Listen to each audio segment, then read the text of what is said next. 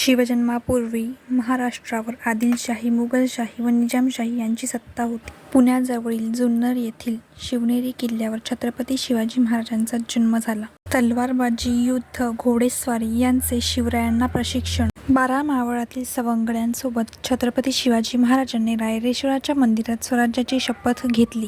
स्वतःचे बोट छाटून शिवपिंडीला रक्ताभिषेक घातला. छत्रपती शिवाजी महाराजांनी वयाच्या 16व्या वर्षी बांधलेला पहिला किल्ला म्हणजे तोरणा किल्ला होता. त्यांनी हा किल्ला जिंकून स्वराज्याचे तोरण बांधले. प्रतापगडाच्या पायथ्याशी छत्रपती शिवाजी महाराजांची अफझलखानाशी भेट झाली. त्यावेळी बिचवा खुपसून महाराजांनी अफझलखानाचा कोथळा बाहेर काढला. पुण्याच्या लाल महालात शाहिस्तेखानाची 4 बोटे कापली. आग्र्याला बादशहाच्या हातावर तुरी देऊन शंभूराजांसह महाराज पेटाऱ्यातून निसटले.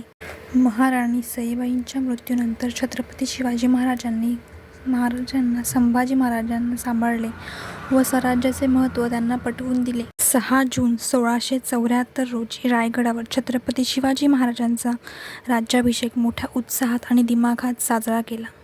छत्रपती शिवाजी महाराजांनी 52 वर्षाच्या आयुष्यात माँसाहेबांचे व त्यांचे स्वराज्याचे स्वप्न पूर्ण केले.